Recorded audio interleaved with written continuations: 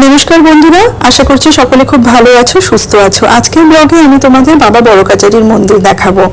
এখানে আমরা পুজো দিতে গেছিলাম, কারণ আমার বড়দি কুট্টুর জন্য একটা মানসিক করেছিল, তাই ওর 18 মাস বয়সে আমরা ওখানে গিয়ে একটু পুজো দিয়ে এলাম। এই বড় কাচারির মন্দির পশ্চিমবঙ্গের দক্ষিণ 24 পরগনা জেলার পাখরাহাটে অবস্থিত। এটি খুবই প্রসিদ্ধ একটি মন্দির। এখানে ডায়মন্ড হারবার গ্রামে যে কোনো বাসে করেই যাওয়া যায়, এছাড়া টোটো, অটো এগুলো ভাড়া নিয়েও যাওয়া যেতে পারে। আমরা আমাদের নিজেদের গাড়ি করেই গিয়েছিলাম। এখানে গাড়ি ভাড়া করে 2 হুইলার 4 হুইলারেও যাওয়া যায়। এখানকার সমস্ত দোকানে কার পার্কিংয়ের একটা সুবন্দোবস্ত রয়েছে। কার পার্কিং পুরো সম্পূর্ণ ফ্রি হয়। এখানকার দোকান থেকেই প্রসাদ, পুজোর যে সামগ্রীগুলো কিনতে হয়।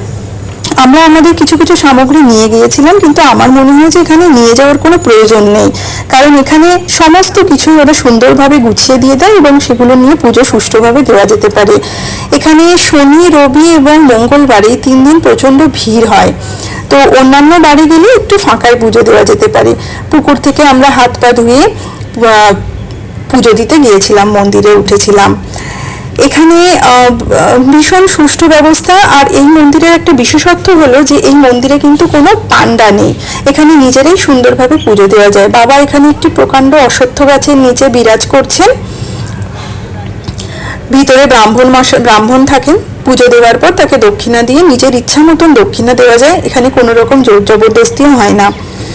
সুন্দরভাবে পুজো দিয়ে আমরা চলে আসতে পারলাম। আর এইখানে একটা উল্লেখযোগ্য ব্যাপার হলো, এই মন্দির খুবই প্রসিদ্ধ।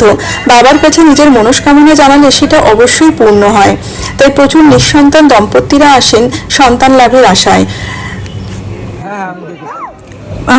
সন্তান লাভের পরে দম্পতিরা এখানে পুজো দিতে আসেন এবং অনেকে সন্তানের সমপরিমাণ ওজনের বাতাসা দিয়ে পুজো দিয়ে থাকেন। অনেকে আবার পুত্র সন্তান লাভ হলে একটি গোপালের মূর্তি দিয়ে এবং কন্যা সন্তান লাভ হলে একটি মা লক্ষ্মীর মূর্তি দিয়ে পুজো দিয়ে থাকেন এখানে। আর এখানে যেহেতু প্রচুর বাচ্চারা আসে, তাই জন্য প্রচুর বাচ্চাদের খেলনার সামগ্রী দেখতে পেলাম দোকানগুলোতে। আর অনেক ইমিটেশনের গয়না এবং নানা রকম শোপিসের দোকান ছিল।